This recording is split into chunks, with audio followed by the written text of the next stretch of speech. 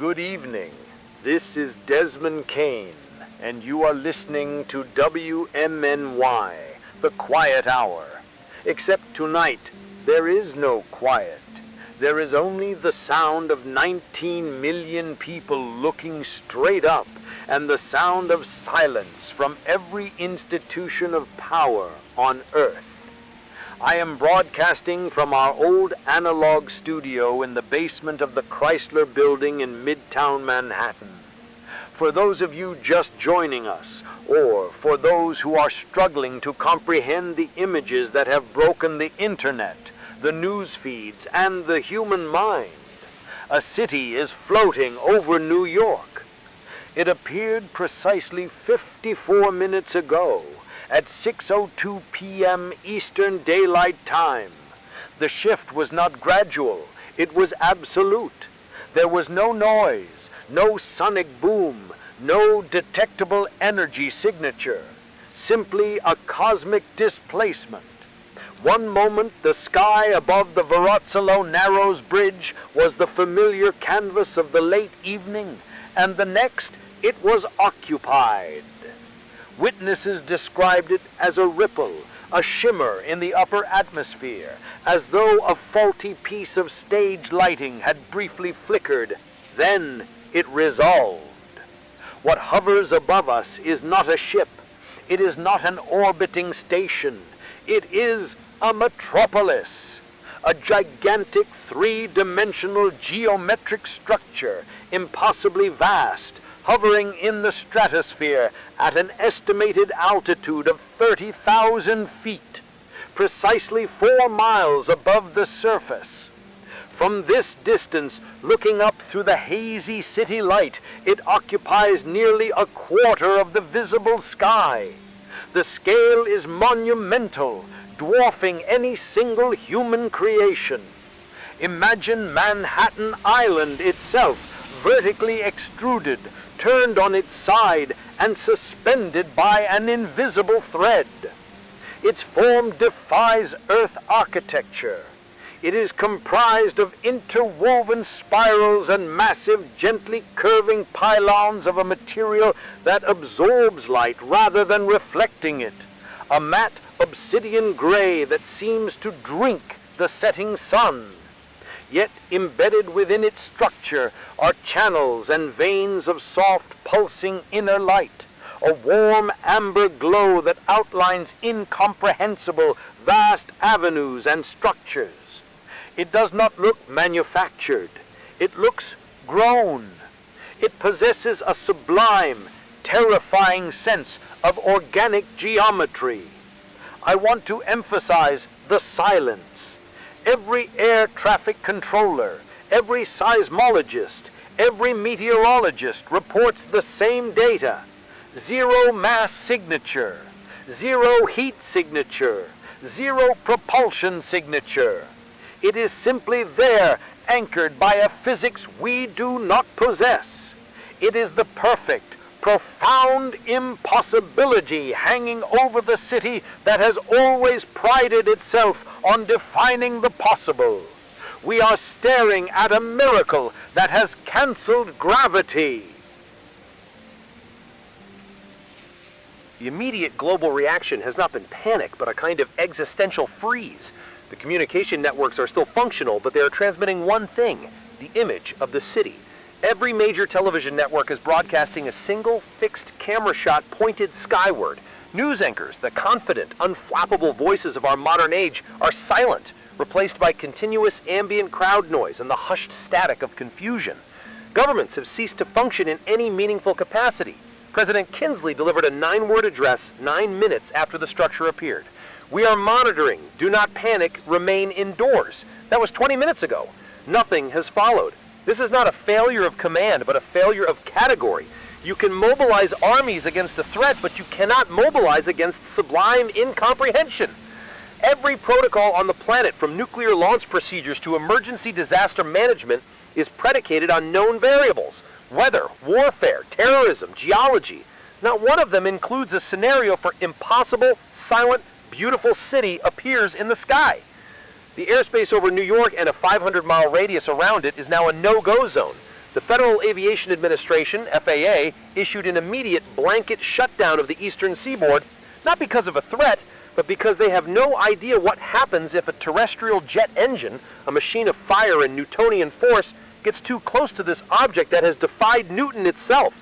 The silence from the structure is met with silence from the global powers. They're waiting for a signal. They're waiting for a declaration. They're waiting for a word that justifies action. But the city offers nothing but silent geometry. We have received fragmented reports from across the world that speak not of other objects, but of a shared psychic experience. In Beijing, in Cairo, in London, reports confirm that citizens experienced a momentary loss of gravity, a brief, sickening lurch at the exact moment of the city's arrival. This suggests that the city did not merely arrive, it redrew a localized field of reality above Manhattan, and that ripple was felt across the planet. This is not an invasion, it is a recalibration of the universe. I have been fielding calls from the few scientists who are still willing to analyze the data rather than simply stare at the sky. They are all drawing the same conclusions from the fragmented sensor readings. Gravitational nullification. The structure is not merely floating, it is generating a localized anti-gravitational field that perfectly counteracts Earth's pull. This is demonstrated by the complete absence of any structural strain or tremor on the Manhattan skyscrapers beneath it. However, the field is perfectly contained. It does not affect birds flying beneath it or the air pressure at ground level. The transition from terrestrial physics to alien physics occurs at a precise unbreachable boundary just below the structure's lowest point. Mass concealment. The total mass of a city of that volume should be equivalent to a small mountain, exerting measurable local gravitational lensing. Yet our most sensitive instruments, including those run by Columbia University seismologists, detect zero mass. The current hypothesis is that the city exists in a state of mass-energy inversion, or that its mass has been somehow shunted into a higher dimension, a concept borrowed from decade-old theoretical physics papers that were considered mathematical curiosities. We are seeing the physical manifestation of a mathematical impossibility: light and matter interaction. The city's obsidian material is unique. It absorbs all visible light, preventing glare, but the internal amber veins of light are not powered by electricity or combustion. Spectroscopic analysis suggests the light is generated by the perfectly contained, slow decay of exotic matter, potentially a stable form of unobtainium or a metallic hydrogen phase we have only theorized. The entire city is an exercise in perfect thermodynamic efficiency, radiating no waste heat and consuming no visible energy source.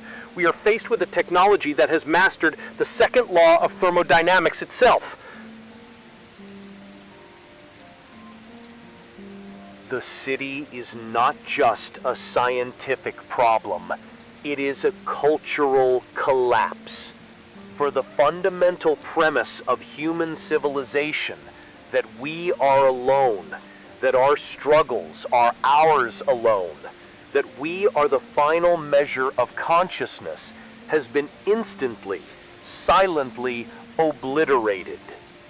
Every religion, every philosophy, every national identity is now secondary to the simple fact that they are here. I spoke briefly with Rabbi Ben Sion, head of the Fifth Avenue Synagogue, who was preparing his community for prayer. He did not speak of fear. He spoke of prophecy fulfilled. He said that when the divine manifests, it does not do so with noise, but with unquestionable presence. This structure, silent, impossible, and beautiful, is the ultimate fulfillment of the yearning for something more than the terrestrial. He articulated a truth that science cannot. We are no longer the most important story in the universe. The question now shifts from what is it to what does it mean for us? The entire global economy, based on scarcity and competition, is on hold. Why struggle for terrestrial oil or land when a civilization can simply conjure a city out of thin air and nullify gravity? The entire scaffolding of capitalism and nationalism has been rendered moot by a single impossible spectacle. We are witnessing the sublime destruction of scarcity. I look up through the thick reinforced glass of the studio window. I can see the outline of the city, the amber veins pulsing softly. It is the most beautiful, most terrifying thing I have ever witnessed. It is an anchor of awe, holding the human mind suspended between fear and worship. The question is, which way will we swing? Towards destruction or towards a desperate, incomprehensible attempt at understanding? We are creatures of gravity and friction, and our reality has been fundamentally challenged by an entity that obeys neither. The first move belongs to the silent occupants of the sky.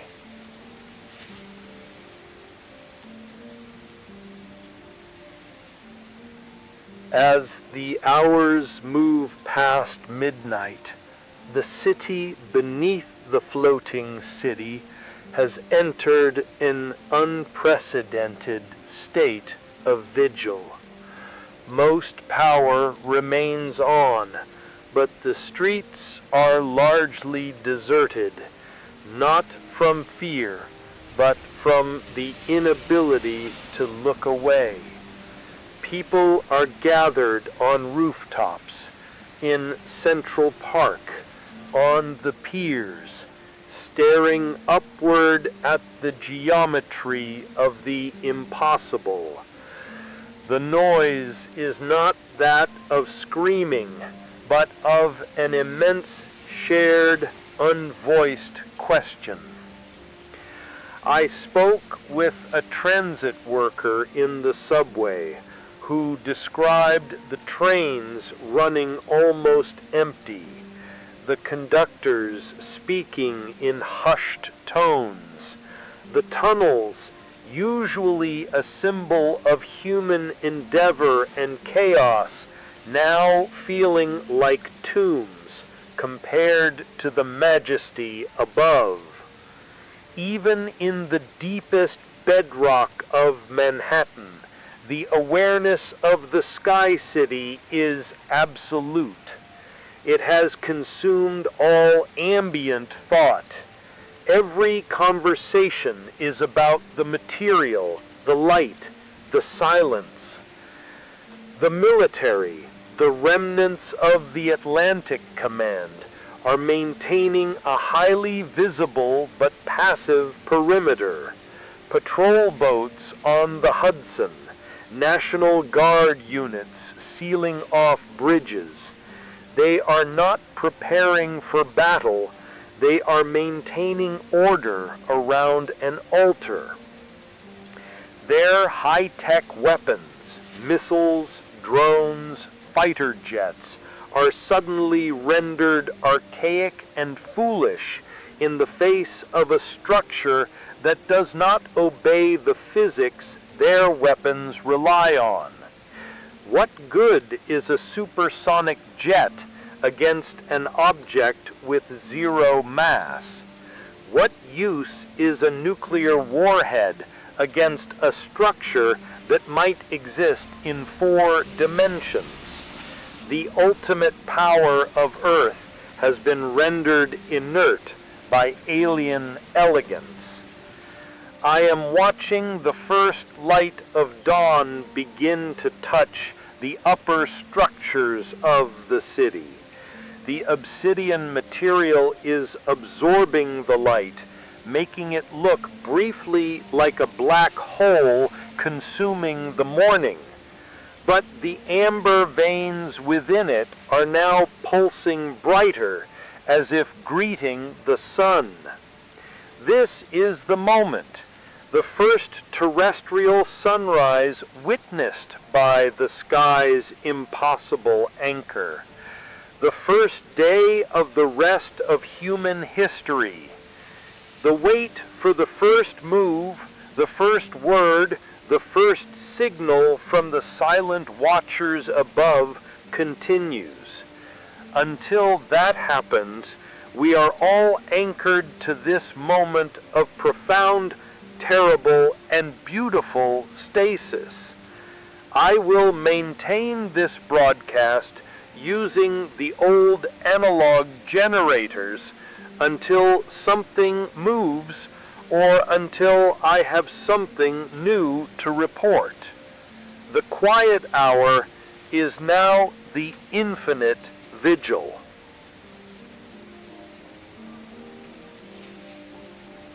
Good morning and welcome back to the Infinite Vigil. This is Desmond Kane.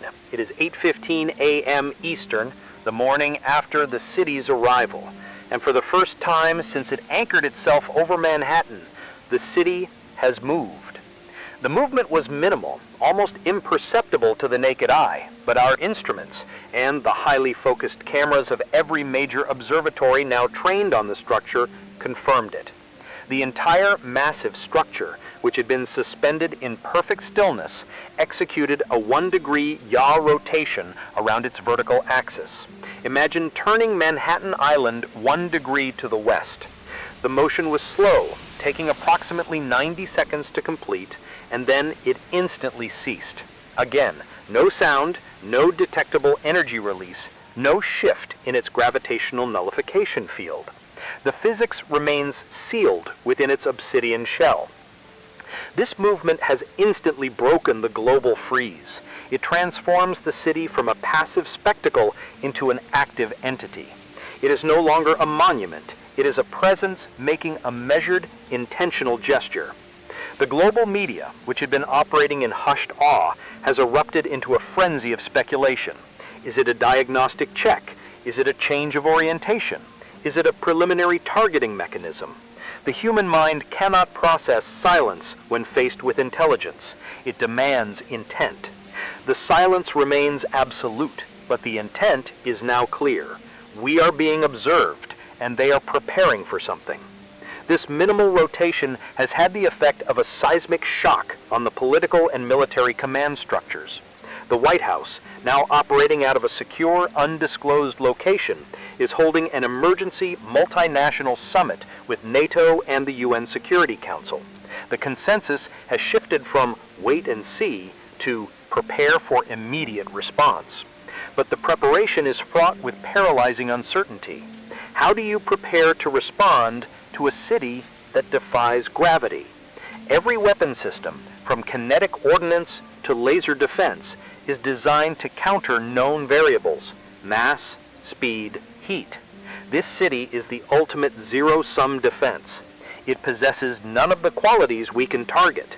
It is defended by its own impossible reality.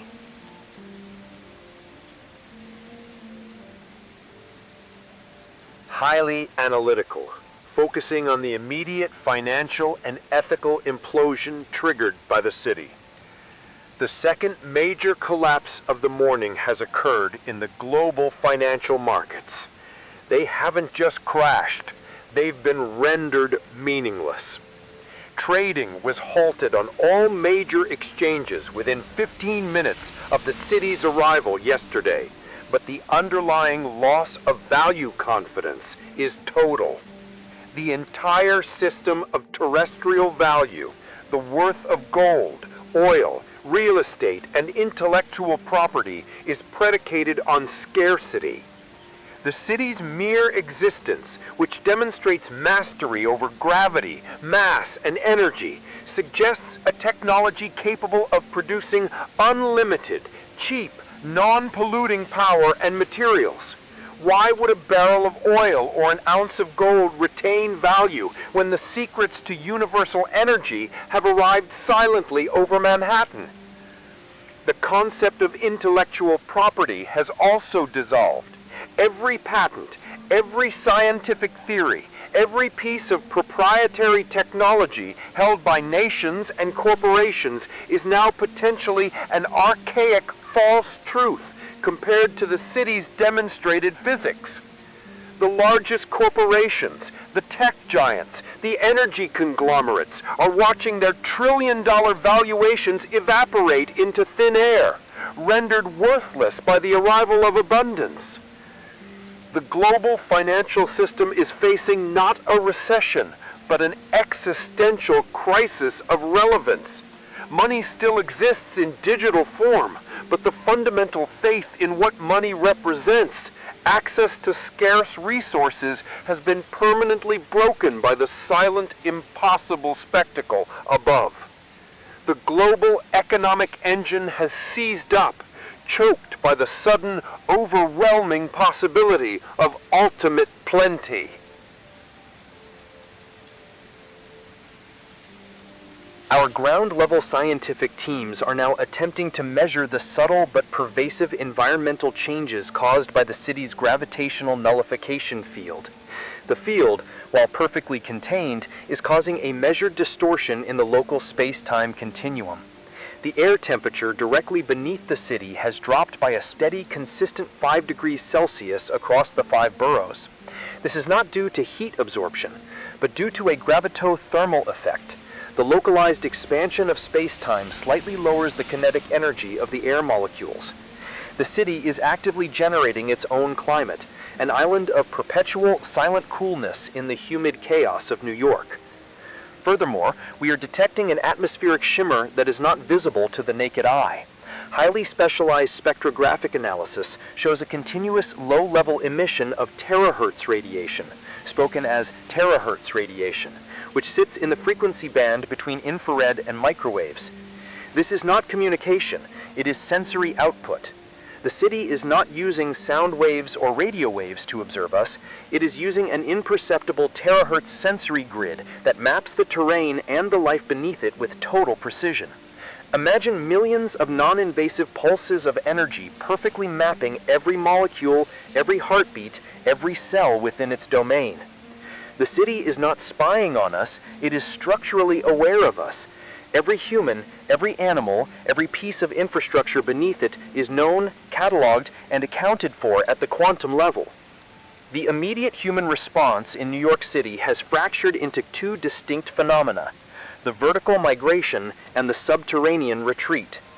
The vertical migration is driven by awe and a desperate yearning for proximity.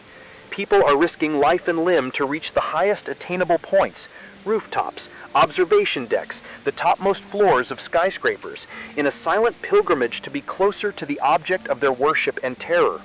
They are carrying food, blankets, and telescopes, establishing temporary sky vistas, attempting to glean any further detail about the city's obsidian architecture and the softly pulsing amber veins.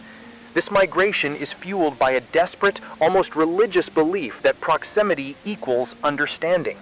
They are defying all safety warnings, propelled by a primal urge for contact.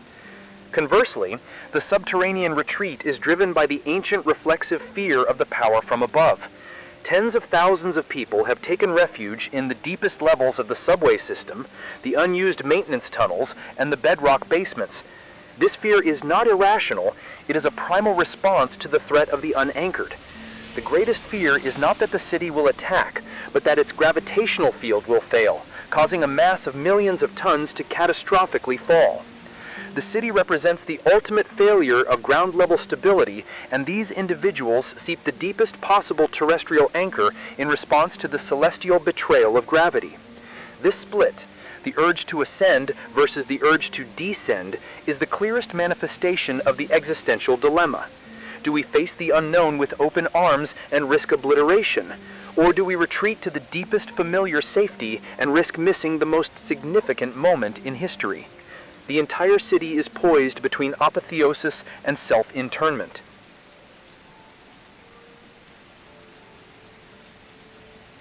Deeply philosophical and critical, addressing the profound damage to human self-identity. The pace is slow, allowing the weight of the ideas to settle. The most pervasive feeling radiating from the global intellectual and political centers is not fear, but humiliation. We, the human species, have defined ourselves by our arrogance, our mastery of the atom, our conquest of space, our intricate social and technological complexities, we believed we were, if not unique, then certainly at the apex of technological development in this quadrant of the galaxy. The city above us is a monument to our provincialism. Its silent, effortless presence proves that our entire framework of advanced physics, from Newton to Einstein, is rudimentary. Our rockets are crude chemical fireworks compared to a technology that can manipulate space-time. Our computers are abacuses compared to a consciousness that can project a stable structure 4 miles wide without a single tremor. We have been relegated instantaneously from the masters of the planet to the observed life form beneath a microscope. This humiliation is dangerous. It breeds two reactions: violent rejection, the need to destroy the object that exposes our inadequacy, and total submission, the desire to shed our flawed humanity and become one with the superior, silent presence. The city's perimeter, ostensibly for defense, is also there to contain the first reaction, to prevent a rogue fighter pilot, a commander driven mad by the shame of obsolescence, from launching a suicidal, meaningless attack on the structure. The city's greatest threat may not be a weapon, but the damage it inflicts on the human ego. We are watching ourselves be intellectually conquered, and the silence of the victor is the most devastating blow. This silent conquest is complete. The waiting is for the silent declaration of our new reality.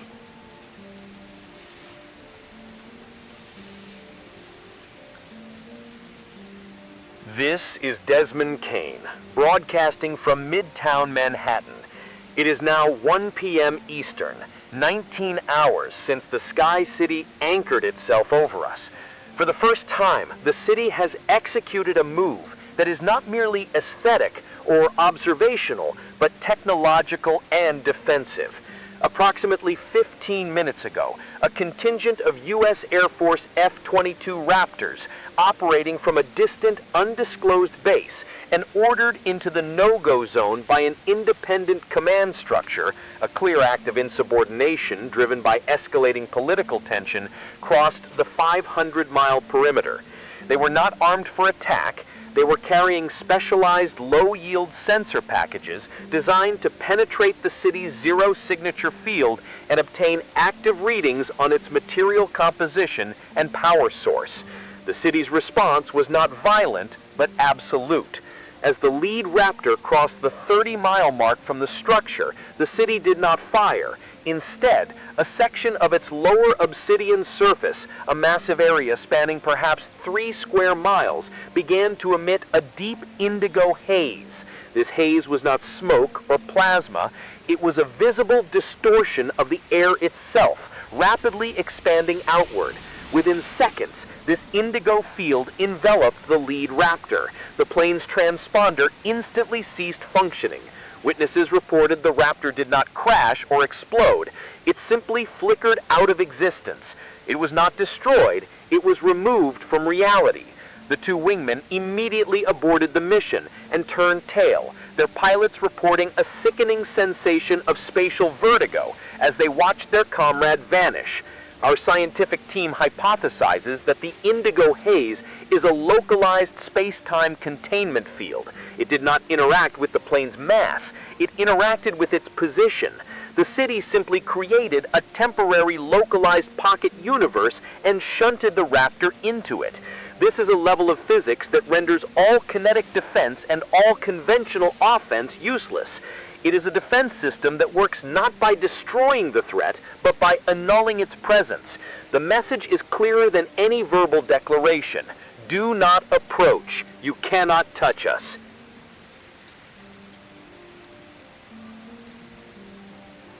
The response from Washington has been swift and terminal. Total military stand down. The president has officially declared that any unauthorized movement toward the city will be treated as an act of treason and immediate self-destruction. The message has finally been understood. War is obsolete. The very concept of human warfare, based on the physics of mass and friction, has been mocked by the silent indigo haze. I spoke with a high-ranking official at the Pentagon who spoke under conditions of absolute anonymity, describing the mood as existential despondency. He said, "We spend trillions on systems designed to assert terrestrial power, and we are rendered children by a structure that treats our best fighter jet like a temporary noise. We are humiliated not by their strength, but by their elegance." The global military establishment is now facing a profound crisis of purpose. Their only remaining function is to maintain internal order and prevent the worldwide panic and political collapse that the city's presence is accelerating. This has profound global ramifications. Every territorial dispute, every nuclear standoff, every simmering conflict on Earth has been instantly sidelined. Why fight over a few square miles of desert when the very concept of owning a piece of the planet has become meaningless? The city has, by its silent, impossible nature, enforced a universal ceasefire. It is the most powerful deterrent ever conceived, achieving global peace not through diplomacy, but through technological, existential humiliation. At 2:47 p.m. Eastern, the impossible happened again. The city, which had maintained a perfect, constant altitude of 30,000 feet, began to descend. The descent is slow, agonizingly so. It is not falling, it is choosing its altitude. Our instruments show a continuous, gentle loss of altitude, currently dropping at a rate of 100 feet per minute. Again, no sound, no air displacement, no energy emission. The city simply unchose the higher altitude. This is a descent not of force, but of will. As the city descends, it is displacing an unimaginable volume of air. This air is not pushed away. It is being perfectly channeled around the structure by an invisible, massive pressure field. The result is a profound yet localized wind shear effect on the ground. Buildings directly beneath the structure are experiencing massive, silent downdrafts of air, forcing people on rooftops to cling to railings. In Central Park, observers report leaves and debris being swept into massive, localized cyclones. The city is beginning to physically touch the Earth's environment, demonstrating its power not just over gravity, but over atmosphere itself. We estimate that at its current rate, the city will reach an altitude of approximately 5,000 feet, just above the highest skyscrapers within the next 4 hours. This is the point of maximum tension. The occupants are deliberately moving themselves into the human sphere, closing the gap, setting the stage for the first contact event. The silence of the city has been its most devastating communication, and now that silence is closing in. Highly analytical, exploring the paralysis of the political order and the desperate, disorganized attempts to communicate with the city. Focus on the failure of human language. The political reaction to the descent has been total paralysis. The UN Security Council emergency session has dissolved into shouting and recrimination. Nations are no longer arguing about policy, they are arguing about representation. Who speaks for Earth? Is it the United States, over whose territory the city hovers? Is it the United Nations, claiming global mandate? Is it the scientific community, who alone understand the physics? Or is it the world's religious leaders, who claim spiritual authority? The answer, tragically, is no one. Humanity has no single voice. In the absence of centralized authority, a chaotic, uncoordinated global plea has begun. Radio stations, Television networks and military channels across the world are now broadcasting everything at the city. We are attempting to communicate using every language, every mathematical constant, every piece of music, every piece of cultural history we possess. We are transmitting the prime number sequence, the Voyager Golden Record audio, the DNA sequence of the human genome, and snippets of Shakespeare and Bach. We are throwing the entirety of human culture at the silent descending structure, hoping for a recognizable pattern. The city remains silent. This suggests a profound, terrifying possibility. Our language is insufficient. The physics that allows them to nullify gravity and remove fighter jets from space-time may also imply a consciousness that processes information and communication in a form fundamentally incompatible with our sound waves, our electromagnetic spectrum, or our binary code. We are shouting the history of our species into the void, and the void is answering with only the whisper of descending obsidian. The ultimate humiliation is realizing that our greatest cultural and scientific achievements may be the gibberish of a primitive species. As the city descends, its details are resolving with painful clarity, causing a profound psychological fracture among the observers. The geometry, which was abstract from 30,000 feet, is now revealing itself to be a massive, interwoven structure of arcology and art. We can now clearly distinguish massive inverted cascades, not of water, but of slow, shimmering light that flow down the interior canyons of the city. We can see massive, gently arcing spires that defy all principles of structural load and material stress. The material itself is not perfectly smooth. It is covered in microscopic, crystalline facets that only appear to be matte black until viewed up close. This is the new architecture of awe, designed not for human habitation, but perhaps for cosmic contemplation. The sheer weight of the spectacle is creating a localized mental health crisis. Psychologists are coining new terms: ascension syndrome, defined as the manic desire to climb the highest structure and meet the city, often resulting in suicidal attempts, and static shock, a catatonic state induced by the inability to process the impossible object. The city is not attacking with weapons. It is attacking with reality displacement. It is causing the human mind to fail simply by existing within our immediate visual field. The most terrifying aspect is the perfect stillness of the inner light. There is no flicker, no movement, no sign of the biological chaos we associate with life. The city appears to be inhabited by perfectly efficient, non-frictional consciousness. The human mind, which relies on noise, chaos, and friction for its existence, cannot comprehend the silence of perfection. I look out the window now. The city is approximately 15,000 feet above us.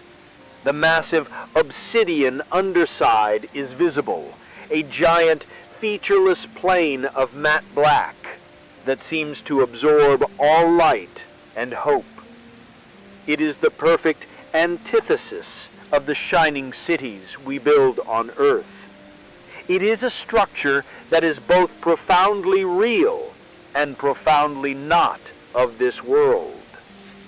The final descent is accelerating, bringing this contradiction to a terrifying point. We are about to enter a new immediate relationship with an entity that has already broken our physics, our economy, and our psychology. The next few hours will determine the fate of human sovereignty. The final answer to the city's silent question is about to be forced upon us.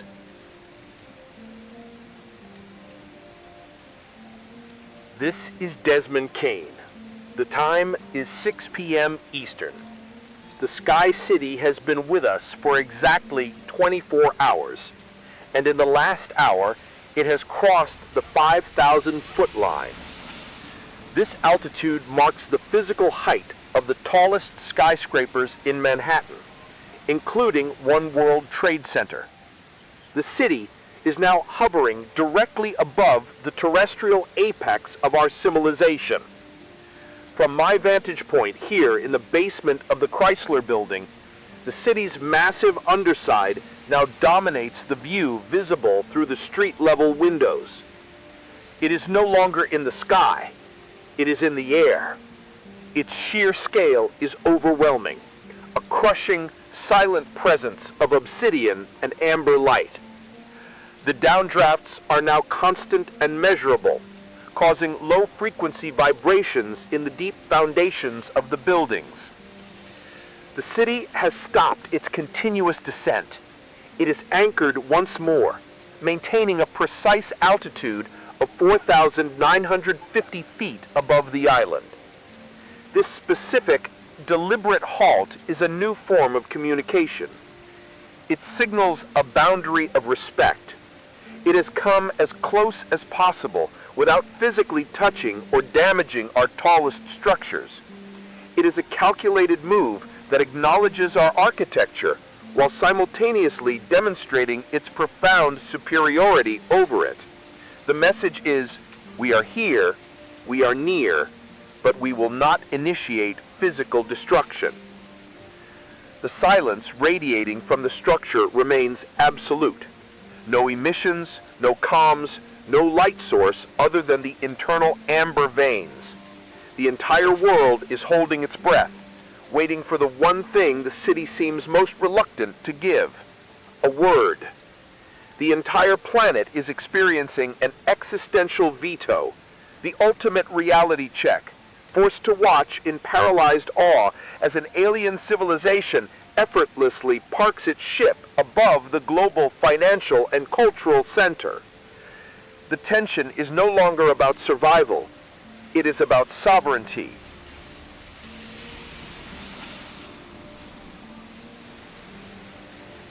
The city's new low altitude has created a profound localized environmental phenomenon, the shadow of the void. The city's massive, light-absorbing underside has plunged a significant portion of Manhattan into an unnatural twilight. Even with the setting sun, the light levels are equivalent to a deep, overcast storm, but the effect is permanent. This is not simply a large shadow. It is the visual consequence of the city's material, which absorbs nearly 99.9% of visible light spectrum radiation. Furthermore, the sheer volume of the city has begun to alter local weather patterns. Weather radar, which surprisingly remains functional, shows rain clouds approaching the area being forcibly deflected around the city's massive, invisible gravitational nullification field. The city is acting as a massive, passive atmospheric dam, creating a zone of high-pressure air that pushes away precipitation. The surrounding boroughs are experiencing chaotic, localized rainstorms, but the city's center remains under the oppressive, dry, silent shadow. The city is not merely an object. It is a permanent, static meteorological event, a defiant, light-consuming anti-sun hanging above our heads.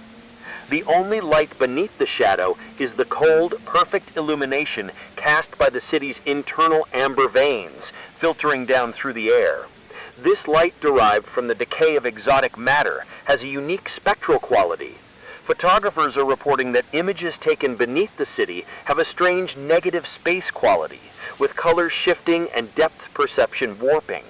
We are living under an alien light source, and our biological perception is struggling to cope with the violation of the normal solar spectrum.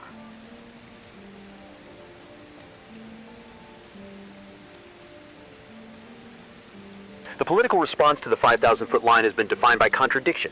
On one hand, the U.S. military remains on total stand-down, recognizing the existential peril of violating the city's perimeter. On the other hand, the diplomatic and scientific communities are operating in a state of manic, disorganized overdrive.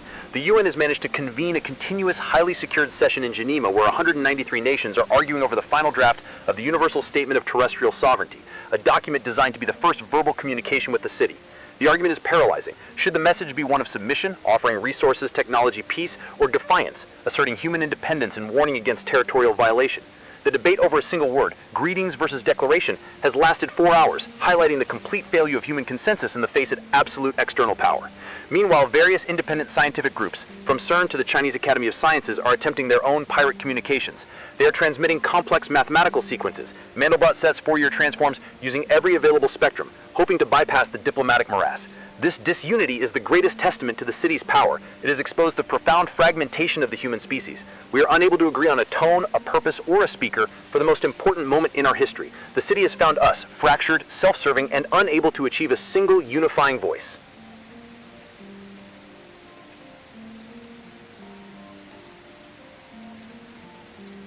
Beneath the shadow, the human response has evolved past awe into sociological mutation.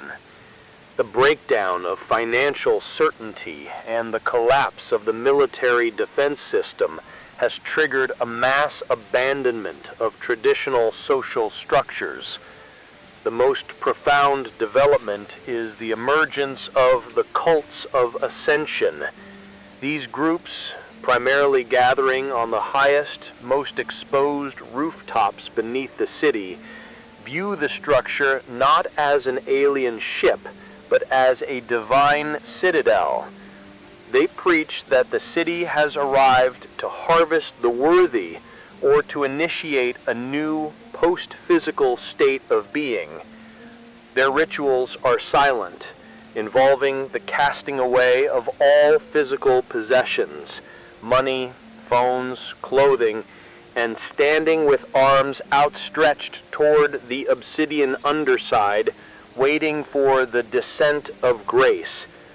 This reaction is a desperate, profound flight from the unbearable randomness of the event, seeking refuge in a framework of divine purpose. They are trying to give the city an intention, even if it must be a terrifying one.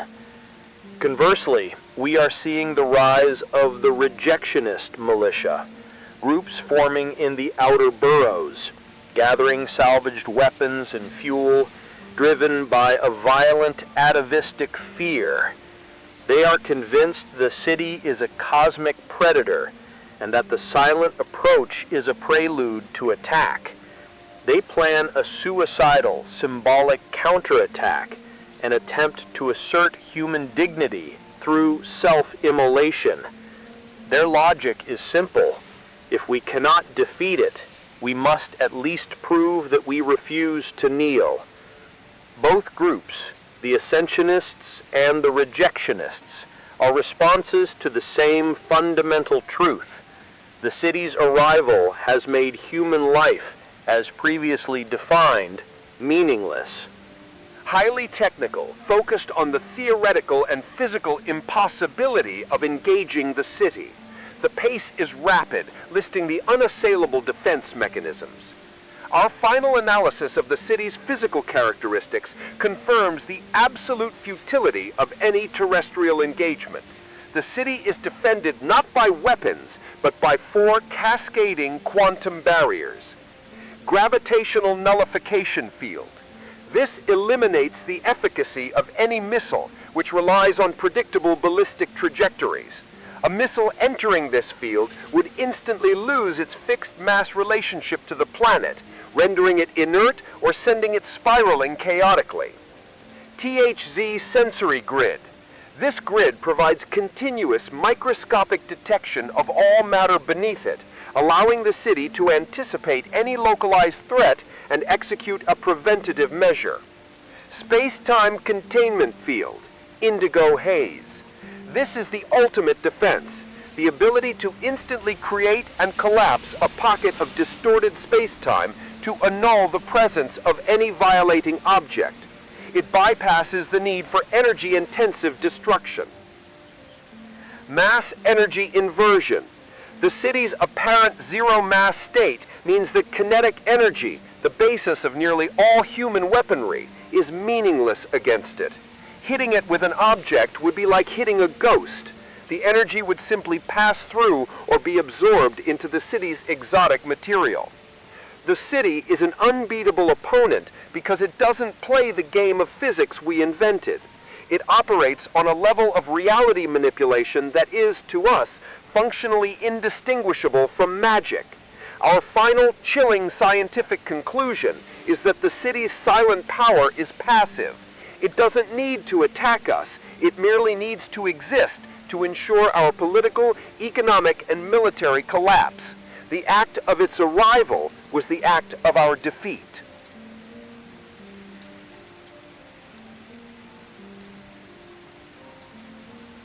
We are now caught in the final waiting game. The city is anchored at the 5,000-foot line, silent, absolute, and patient. The question that has paralyzed the planet is no longer if they will communicate, but how they will choose to communicate, and what the content of that communication will be. The descent to this altitude has achieved a geopolitical reality that no treaty could. It has simultaneously triggered a global economic depression, destroyed the military-industrial complex's raison d'etre, and created a profound species-wide spiritual crisis. We are witnessing the end of human history, defined not by a war or a famine, but by the silent, overwhelming arrival of the superior truth. I look at my microphone, this archaic instrument of copper and plastic, designed to broadcast my voice using sound waves across a terrestrial distance. It feels meaningless now. My job is no longer to report the news. It is to document the final moments of the terrestrial age. I will maintain this vigil, broadcasting the silence until the city above us makes its final, irreversible move. May whatever comes next find us with our microphones on. This is Desmond Kane. It is 7:30 p.m. Eastern, 25 and a half hours since the Sky City arrived. The silent vigil is over. The city has made its first gesture. It began not with a sound, but with a displacement of light. A section of the obsidian underside, a perfect circular area approximately 100 feet in diameter, began to darken, absorbing light so completely it looked like a hole torn in reality. Then, from this perfectly black aperture, an artifact was lowered. It descended slowly, at the same measured pace the city used in its descent, about 100 feet per minute. It is not a ship, not a drone, and not a weapon. It is a perfect sphere, approximately 30 feet across, composed of the same matte, light-absorbing obsidian material threaded with the same soft amber light. Its surface is perfectly smooth, seamless, and featureless. It is the ultimate embodiment of minimalist design, lacking any visible means of propulsion or observation.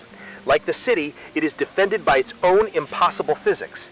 The sphere stabilized precisely 1,000 feet above the roof of One World Trade Center, the highest attainable point for the vast crowds who have gathered in the financial district. The city is not making contact with a government. It is making contact with the symbol of human ambition and finance.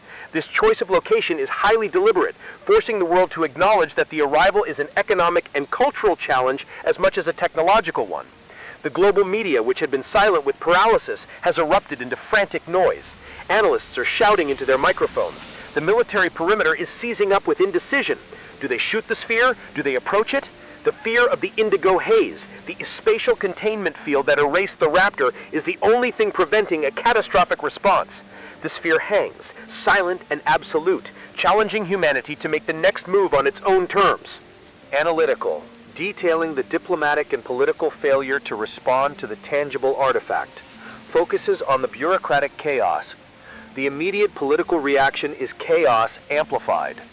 the Universal Statement of Terrestrial Sovereignty, the document the UN spent hours drafting, remains unread and irrelevant. The arrival of the tangible sphere has triggered a complete failure of international consensus. Nations are no longer arguing over the content of the message, but the messenger. The United States, whose airspace is currently violated, insists on its right to initiate first contact. The European Union and China demand a multinational UN-sanctioned approach, arguing that unilateral action risks global annihilation. Meanwhile, the cults of ascension on the rooftops of Manhattan are convinced the sphere is the vessel of grace and are actively trying to climb the remaining 1,000 feet to touch it. The police are struggling to maintain order, not against violence, but against religious zeal. This disunity is the sphere's ultimate defense. By providing a tangible, targetable object, the city has forced humanity to choose a single representative, and we are proving incapable of selecting one without fracturing into a global civil war of protocol and ego. The sphere, by its very nature as a perfect, silent artifact, has become a psychological litmus test for the coherence of the human species, and we are failing. At 8:05 p.m., the sphere made its second, even more terrifying move. It did not open, it did not emit sound. Instead, the obsidian surface began to show fractures, not breaks, but veins of brilliant crystalline white light that traced complex geometric patterns across its surface. These patterns resolved themselves into what our linguistic analysts are tentatively calling the language of light. This is not a human language. It is not an alphabet. It is not a pictogram. It is a sequence of dynamic, evolving geometric transformations, complex topology, solving itself in real time on the sphere's surface. It began by projecting simple fundamental mathematical constants, pi, e, the golden ratio, phi. It was an immediate declaration of shared mathematical truth. Then the patterns shifted. They began to model the fundamental forces of the universe: gravity, electromagnetism, strong and weak nuclear forces. The sphere was not speaking English or Mandarin. It was speaking the universal language of physics and mathematics. It was offering a lesson, a fundamental primer on the principles that govern reality, confirming the vast superiority of its own comprehension. The unspoken message: we know your physics, we know your math, we start here. The most critical moment came when the sphere projected a three-dimensional, dynamic model of the raptor that had been erased by the indigo haze. The model showed the plane's internal systems, the pilot's physiological data, and the precise moment of its spatial annulment. It was a demonstration of perfect, non-invasive surveillance and absolute control. It was a gentle, terrifying warning. We know your intent, and we know your capabilities down to the molecular level. Your threats are irrelevant.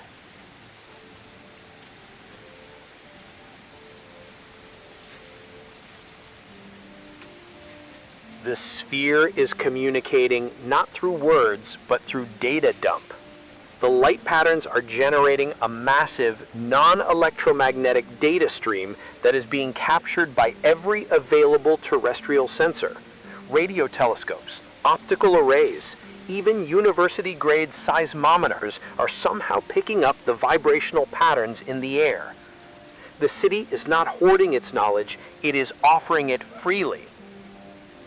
Our scientific teams are overwhelmed, struggling to parse the sheer volume and complexity. The data includes unified field theories that reconcile gravity and quantum mechanics, blueprints for cold fusion power generation, and most profoundly, a detailed schematic for the gravitational nullification drive, the physics that allows the city to float. The city is not asking for surrender, it is offering liberation from our technological adolescence. The humiliation is profound. Every major human scientific institution is being handed the blueprint for universal energy and gravity control, not as a reward, but as a basic primer. The message is clear. You were struggling with these questions. Here are the answers. Now ascend. The core consequence of this offering is the instantaneous obsolescence of all terrestrial energy and aerospace industries. The value of oil, gas, nuclear power, and kinetic weaponry has dropped to absolute zero. The city is not destroying our infrastructure, it is replacing our reality with a vastly superior, incomprehensible gift. The sphere's silent, perfect offering forces a final agonizing choice upon the leaders of Earth.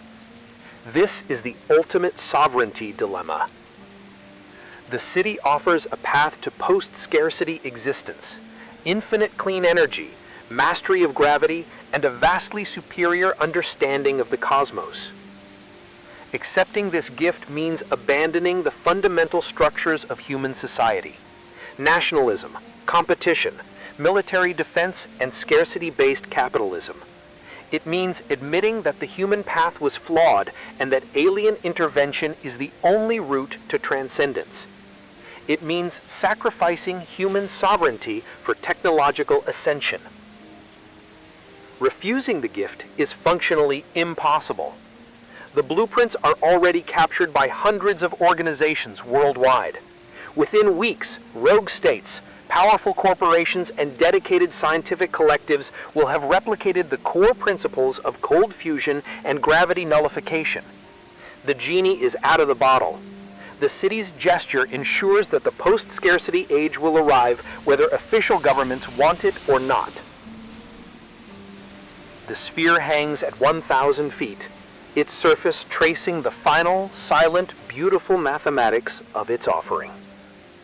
It is the ultimate test of the human will. Do we use this gift to build a better, unified Earth, or do we use it to perpetuate our ancient tribal conflicts, simply now armed with infinite energy? The city has offered the answers to the universe. Our only remaining challenge is the answer to ourselves. I will continue to track the sphere's patterns. The world is watching.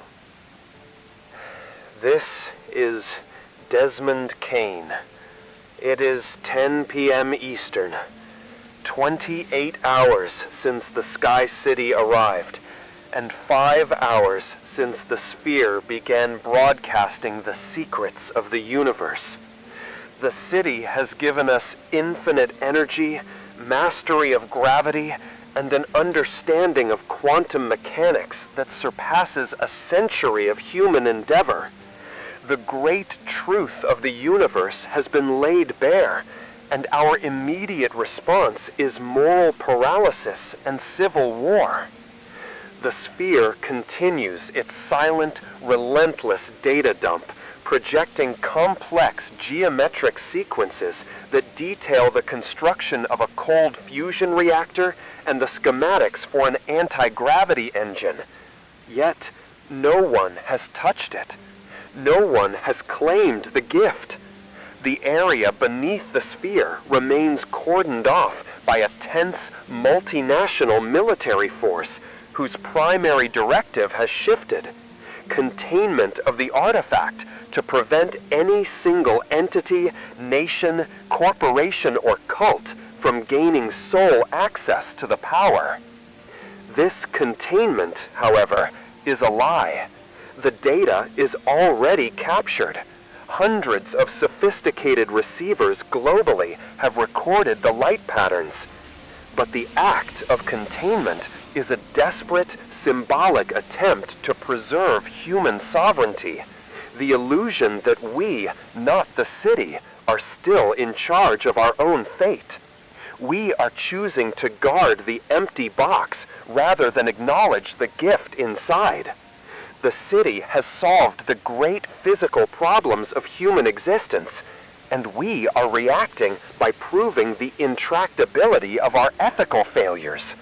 We have been liberated from scarcity, but remain enslaved by tribalism and mistrust. The philosophical crisis has escalated into violent, localized conflict. The initial fear of the city has been replaced by the fear of each other, armed with alien truth.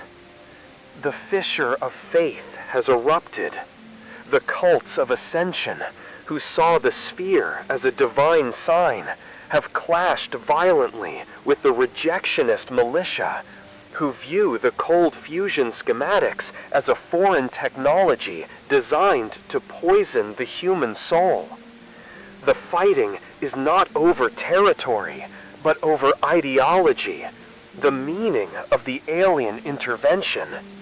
Militias are attempting to shoot down the sphere, a futile effort against the quantum barriers, while ascensionists are attempting to commit mass suicide by standing in the predicted path of the city, offering themselves for transference.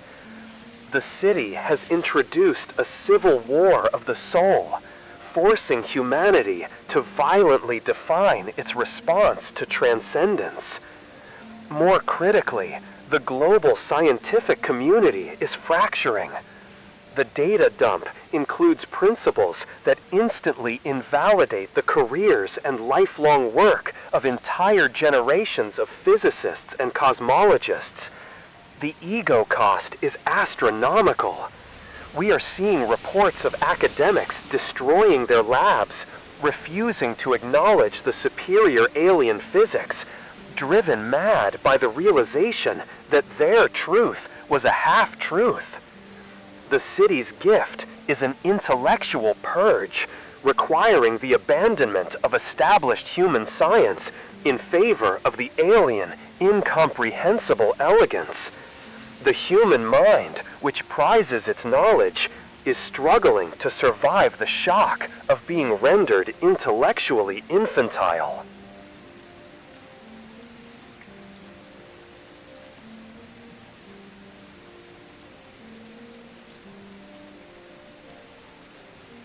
The global economy is now fully defined by obsolescence. The core pillars of the terrestrial financial system have simply ceased to be relevant. Energy stocks, valued at zero. The cold fusion blueprints, easily replicable, clean, and infinite, have destroyed the multi-trillion-dollar oil, gas, and nuclear industries. The market has priced in the end of scarcity. Real estate, dropping exponentially in value. The schematics for the anti-gravity drive mean that vertical space is now infinitely cheaper than horizontal space. Why buy a house on the ground when you can build a stable, levitating platform? The city has destroyed the terrestrial value of land, finance, and debt. The entire concept of debt, predicated on future labor and resource extraction, is meaningless in a post-scarcity economy. Governments are attempting to freeze currencies and erase national debts, but the mechanisms are irrelevant. The city's silent gift has triggered a global instantaneous jubilee that wipes the slate clean, not by choice, but by technological necessity. The only functional market remaining is the market of fear, the trade of essentials, canned goods, bottled water, batteries, within localized, uncoordinated settlements. The global, complex financial infrastructure has been replaced by a primitive, localized barter system. The great technological and financial marvel of our age was built on the shaky foundation of scarcity, and the city's abundance has crumbled the entire structure into dust. The pacing is uneven, accelerating when reporting crisis, slowing down for ethical reflection. This is Desmond Kane. It is midnight, 30 hours after the Sky City arrived, and 7 hours since the sphere released the blueprints for cold fusion and anti-gravity. The moral failure I spoke of earlier has escalated from ideological conflict to global, weaponized paranoia. Instead of embracing the gift for collective good, the world's most powerful entities, nations, cartels, and rogue military factions are engaging in the desperate land grab. Their logic is primitive. If they cannot monopolize the alien technology, the sphere's data, they must monopolize the terrestrial resources necessary to replicate that technology.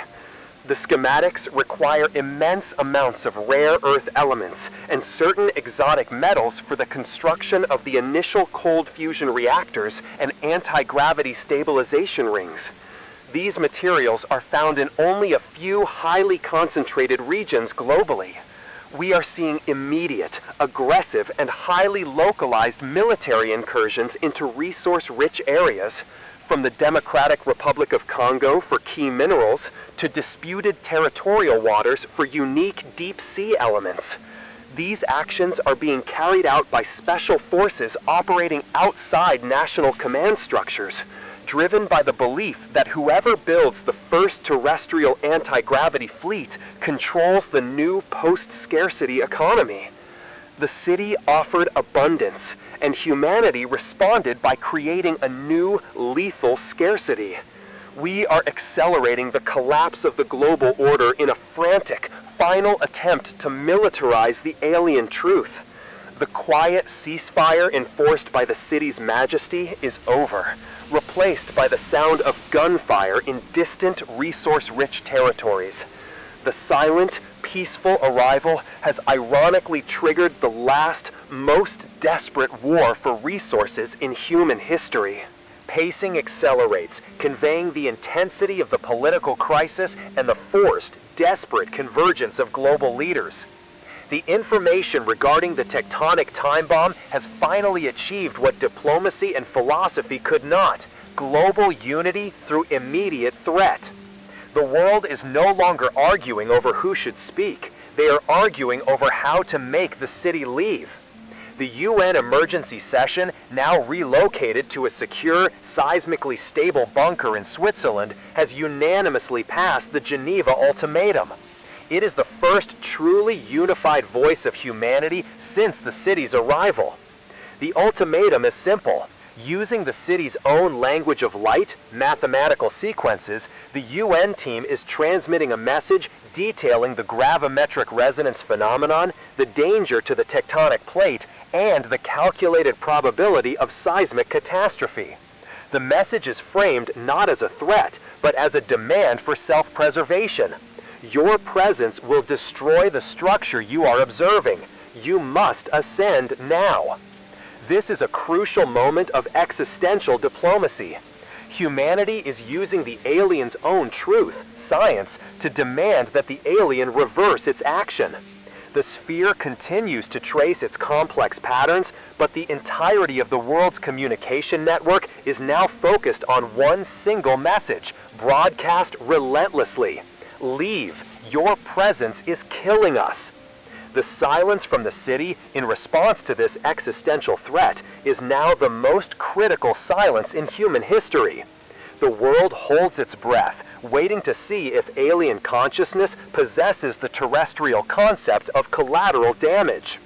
Pacing accelerates, conveying the intensity of the political crisis and the forced, desperate convergence of global leaders. At 11:30 p.m., the sphere responded to the Geneva Ultimatum, not with assent, but with a final, complex message traced in light across its surface. The patterns began by meticulously reproducing the entire gravimetric resonance calculation, validating the human team's finding. It confirmed the danger of continental fracture. It confirmed the imminent seismic catastrophe. But then, the sphere's light patterns evolved, projecting an array of new data. Data that was incomprehensible, yet carried the weight of a final, crushing judgment. The light traced the evolutionary history of the North American plate, detailing every minor fault, every historical earthquake, and every long-term tectonic process. Then it projected the DNA sequences of every human being currently residing in Manhattan, along with a detailed genetic history of the species. The final, devastating sequence was a projection of two numbers. P-risk equals 0.98. The message was clear. We acknowledge your finding. We accept the risk of geological destruction. The data we are gathering here, The continuous observation of your fractured social response, the measurement of your physical and psychological degradation beneath the shadow, is of higher scientific value than the preservation of your physical infrastructure or the prevention of terrestrial catastrophe. The city is not a savior, it is a scientist, and humanity is merely the subject of a high-stakes, ruthless cosmic scrutiny. The city's intent is not benevolence, but pure, dispassionate data acquisition. The earthquake is an acceptable side effect of the experiment. The retreat from the surface and the new age of awe. The global reaction to the sphere's final message is terminal panic. The confirmation of the imminent earthquake has achieved what the site of the city could not: total, uncoordinated flight. The streets of New York, which were filled with awestruck crowds and cultists, are now a paralyzed, desperate mass of people attempting to escape the island. The police, the military perimeter, and the politicians are abandoning their posts. The great retreat from the surface has begun. I look out the window one last time. The city remains anchored at 4,900 feet, indifferent to the chaos it has wrought, its sphere still tracing the cold mathematics of acceptable loss. My duty here is done. The final, devastating truth has been revealed, and the city below is paying the price for the cosmic experiment. I am now initiating the broadcast termination protocol.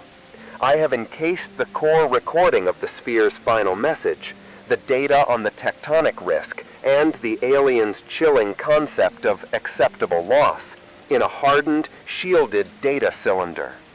This broadcast is my final act of documentation.